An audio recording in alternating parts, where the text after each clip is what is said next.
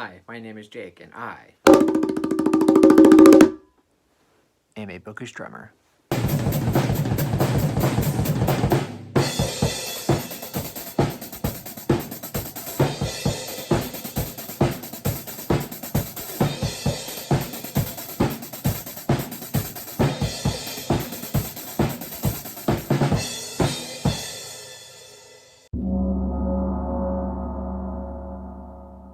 So for this video, I'm going to discuss my top 10 books that I've read so far in the year 2023. I've read a lot of great books this year, a lot of bad books, but also a lot of great books. I've only given 5 stars to, I think, 6 books this year, excluding rereads. I've given a lot of 5 stars to rereads, but those don't count. I think I've given 6 books 5 stars. A lot of them 4.5 stars. But yeah, these are the top 10 books along with some honorable mentions that I've read so far in the year 2023. So without further ado, let's go ahead and jump right into it.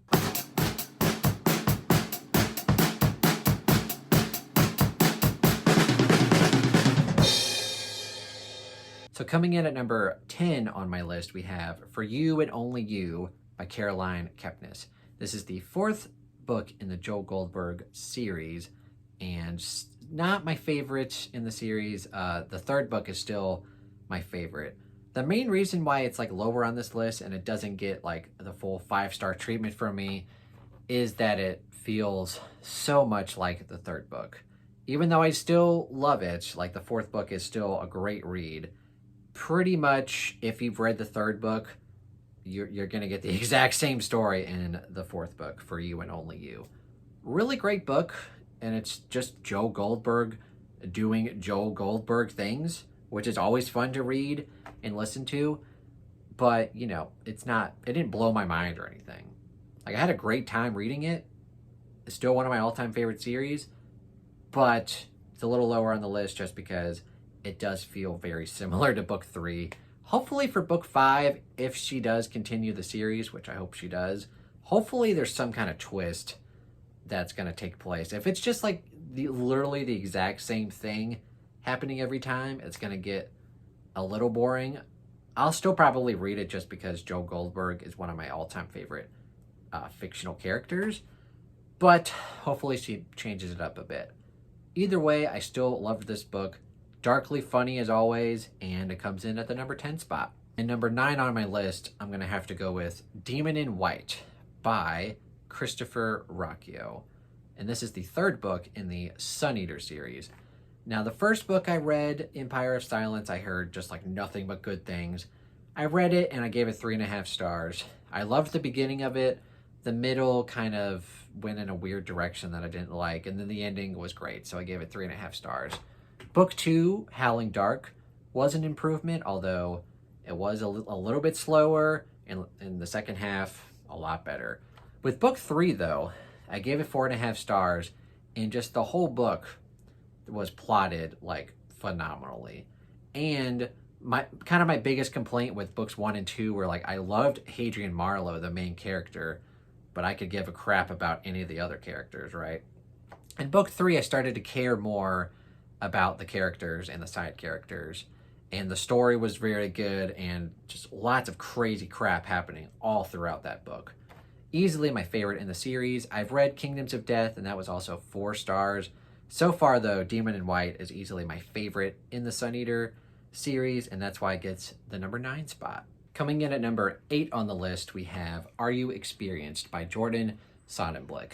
The same author as Drums, Girls, and Dangerous Pie. This one has a really cool premise.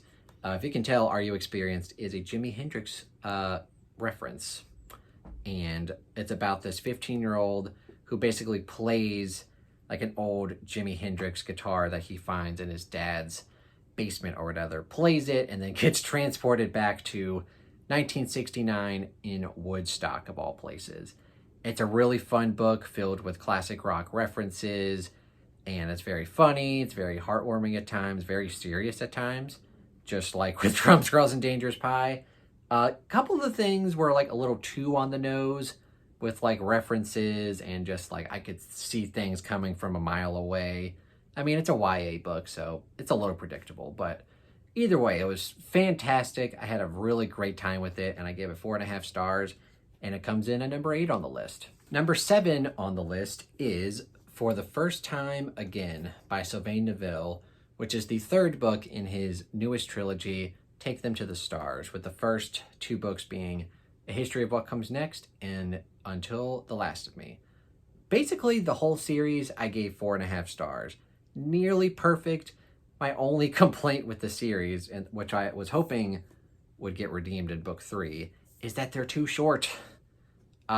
Which usually I'm complaining about books being too long, right? Like Stephen King has a lot of too long books, but this series has just a lot of chapters where like they're like 1 or 2 pages and like super important things are happening like that. I don't know why I'm complaining about it, but that's the main reason why it gets bumped down a little bit. But either way, one of my all-time favorite trilogies. It's consistently great writing, consistently great characters. I love the premise. Basically, the premise is this mother and daughter who aren't quite human, and their past ancestors have basically just propelled this idea, take the human race to the stars. And it starts out during World War II with them trying to like get people into space, and the series progresses throughout the decades, and it's just a lot of fun. I love these characters. I loved the writing. I loved the action. Very funny at times. Overall, great thing. A great series, I mean. The only thing is just I wish they were a little bit longer. But yeah, I loved this book. One of the best endings to a trilogy I've ever read. Super underhyped series that I wished more people would go and check out. I loved this book, 4.5 stars. And just missing my top 5 at the number 6 spot, we have The Plot by Jean, I think Jean. I can't quite remember the author's name, but it's this book. And this was the first book that me and Stacy put together for our Thrill, Chill, or Kill book club. Most of the people gave it a chill rating. So it was anywhere between like 3.5 stars. People thought it was good or okay, but they didn't love it. But me, I loved it. I gave it 5 stars. Narrated by my favorite narrator, Kirby Hayborn. So that obviously helped it a little bit. But either way, I thought the story was very compelling. Basically, it's about this English teacher who's a teacher to this really just asshole student who thinks he's written like the best story ever made, and then like that student like mysteriously dies, and then he basically just takes that person's idea and runs with it, and then becomes a best-selling author. But then someone figures out that what they did, they know what he did, and it's a really fun book, I think, and it's got one of my favorite endings to a thriller of all time. Definite 5 stars. I had a great time with that. I know a lot of people didn't love it, but it makes my number 6 spot for this list. And cracking into my top 5 for 2023 so far, number 5, we have a fantasy novella, and that would be The Doors at Dusk and Dawn by Bradley P. Bulio. And this is one of the novellas in the Song of Shattered Sands series, one of my all-time favorite fantasy series. And this was definitely the best of the novellas. I think there were 6. This one I easily gave 5 stars. So did Stacy as well. I think a lot of people really loved this novella in our little buddy read along that we did. It was just so good from start to finish. It's not essential to the series, but it does help you understand a certain aspect of it without going into spoilers. Basically, it's about this really epic horse race that this one person really wants to win because they'll have a chance to win back something that they've lost. And it's really good and really riveting. Definitely one of the best fantasy novellas I've ever read. I don't think I've read that many, but it's definitely up there. And yeah, it was just super compelling, and I gave it 5 stars, and it comes in at the number and it comes in at the number 5 spot. So coming in at the number 4 spot, we have Mothered by Zoe Stage, one of my all-time favorite horror writers, and I believe I've given 3 of her novels 5 stars, and for sure this was one of them. The basic premise is that this takes place during COVID, and you have this woman and her mother wants to move back in with her, and they don't exactly have the best relationship. And obviously, since it's a horror novel by Zoe Stage, weird stuff starts happening. It's really gripping and pretty creepy. I loved this book. I could definitely see myself rereading this a bunch. I don't know if I would still consider this my favorite. I love Baby Teeth, which I've reread, and I love Wonderland, which I've also reread. So maybe I'll eventually reread this and try to come up with a ranking for her books, but man, this book was excellent. One of my favorites of the year. Although not my favorite horror novel I've read this year. You'll see that later in the video, so stay tuned. And now we're breaking into the top 3. My third favorite book of the year was A Desert Torn Asunder by Bradley P. Bulio. And speaking of A Song of Shattered Sands, this is the 6th and final entry into that series. I gave it 5 stars. I thought it was one of the best conclusions to a fantasy series I've ever read. I loved how the storylines wrapped up. I loved the very ending. I loved how tense the book was throughout. And it's weird because usually with fantasy series, the books get longer and longer as you go. This was actually the shortest, which kind of made it kind of pulse pounding because you're like, oh, there's only like 100 pages left. What's going to happen? And I thought it was amazing. I can't wait to reread the entire series knowing what I know having read the series. So yeah, like I said, one of my favorite, if not, I don't know if it's my favorite all-time conclusion, although a lot of my favorite series don't have conclusions. A Song of Ice and Fire, Stormlight, Gentlemen Bastards. I mean, Dark Tower has a fantastic ending. So maybe that one. I don't know, but I loved A Desert Torn Asunder, gave it 5 stars. I'm glad I got a lot of people reading it and they also enjoyed the series. And yeah, it's my third favorite book I've read so far this year. And coming in at number 2 on the list is one of the most recent reads. I just finished this book like a few days ago, I think, maybe a week ago. I can't remember. But that would be Blacktop Wasteland by S.A. Cosby. I loved this friggin' book. I even think I like it more than Razorblade Tears, which I believe I gave either 4.5 or 5 stars. I loved that book, but this book I think is somehow superior. Man, I had a blast reading this book. I would not change anything about this book. I loved the characters. I loved the plot. And basically it's about this guy. How do we even describe this book? I think this book is just better going into it not knowing that much.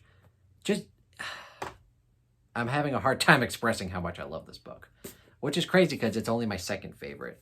Number 1, you'll see in a second. Let me try to explain here. Like I said, I loved the characters, and this book, I wrote in my Goodreads review, this book was just relentless. Like, from the first chapter, like, you can tell just how nuts this book is going to be. And S.A. Cosby is just such a brilliant writer. Man, like, just from the very first chapter, like, the ending to it, you're just like, oh, man, like, already, damn. And then just, he packs so many punches into this book. Like, you think it's going to go one way, and then holy crap, oh God. But yeah, man, I wish this would be this would make a really fun, like, Tarantino movie. Like, if this was Tarantino's last movie, I'd be perfectly fine with it. I highly urge, if you've read Razorblade Tears, or even if you just if you like really good books, to read this book. I thought it was amazing. Oh, God. Yeah. And also a little bit of bias because this does take place, like, kind of in my hometown where I live. So, like, even, like, street names, I was able to, like, oh, yeah, that's, like, right over there. Not, like, right over there, but, like, a couple miles away from me. So that part of the book was fun. But, yeah, like I said, this book was just relentless. I had such a blast reading this, and it's my number 2 favorite book of the year. But what is my number 1 favorite book of 2023 so far? It could change. I doubt it. but you never know. So before I get to my number one spot, let me quickly mention some honorable mentions. Born a Crime by Trevor Noah. I gave this book 4.5 stars. A very funny memoir. Dark at times, but laugh out loud, hilarious. Another one is Bone Shard War by Andrea Stewart. Very cool ending to a trilogy. I still love book 1. Book 2 was decent. Book 3, Bone Shard War, pretty excellent ending. And I already mentioned book 6 was in my top 3. Well, book 5 of Song of Shattered Sands, When Jackal Stormed the Walls, I also loved, gave it 4.5 stars. It's one of my all-time favorite fantasy series. I also really enjoyed The Making of Us by Lisa Jewell. Didn't quite make my top 10, but I still gave it 4.5 stars. And then this one is a bit different from what I normally read, but I really enjoyed it, and that would be I Hate Fairyland, which is a comic book or a graphic novel, whatever you want to call it. I had a really fun time with this one. I'm hoping to get my hands on the second volume eventually, but yeah, I really had a fun time with this one. But enough beating around the bush. I said after my little mini review for Mothered that that was my second favorite horror book that I read in 2023. So there's only one book left. So what's my favorite horror book that I've read in 2023? And obviously, since it's the last one left, it's my favorite book that I've read for many books. Okay, enough beating around the bush. It's Tender is the Flesh by Augustina Bazterrica. This book blew me away, and I loved it. But yeah, obviously I gave this book 5 stars. It's basically about if humans couldn't eat meat because all meat becomes contaminated somehow. So basically people have to resort to cannibalism, and it's all about the commercialization of human flesh. So it's basically eating human flesh is normalized, but people don't like to talk about it because obviously it's taboo to eat human flesh, but like it's so thought-provoking. I basically read this book in one sitting. Like I listened to the audiobook while raking leaves in my backyard, and like I was just so into it that I just forgot I was raking leaves. I was just doing that for hours and hours. And like I said, just it's so thought-provoking. Like all the things that the author managed to fit into this tiny book about how the world would actually look if consuming human flesh was normalized. It just blew my mind. And initially, I didn't love the ending. I literally sat and thought about the ending for hours, just trying to wrap my head around it. But eventually I got what the author was going for, and I absolutely loved it. And like I said, just all of the different avenues this author thinks about with cannibalism and just how our world would look and how people would react to things and just how different everything would be. And just obviously all of the irony of if like people were literally in slaughterhouses instead of like cows and pigs and stuff. This book was very disturbing in very good ways. Yeah, I thought this book was amazing. One of the best horror novels I've ever read. It's basically a horror dystopian, if you couldn't catch my drift here. But yeah, this book was absolutely amazing. My favorite book of 2023 so far.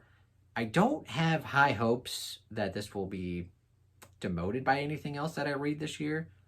But you never know. A book could come along and I love it even more than this one. But so far, in 2023, Tender is the Flesh is my favorite book of the year. All right, so that is my top 10 books that I've read so far in the year 2023. I still have over half a year left to read more books, so I'm sure the list will be slightly different at least. Maybe my top 2 will still be the same, but overall my top 10 list might get jumbled here and there. But I will have this for reference, and we'll see. I'll check in December or January 2024 to update y'all on my actual top 10 books of 2023. So what do you guys think of my list? Do you love or enjoy any of these books in my top 10 list, or do you absolutely hate them and think I'm a dummy? Hopefully not. And so far, what are your favorite books that you've read in 2023? I want to know. Leave your comments down below. Thank you guys so much for watching. If you enjoyed this video, please consider subscribing to the Bookish Drummer YouTube channel and the Bookish Drummer Discord. I also have my Patreon page and my Amazon wishlist linked down below. Thank you guys so much for watching and have a fantastic day.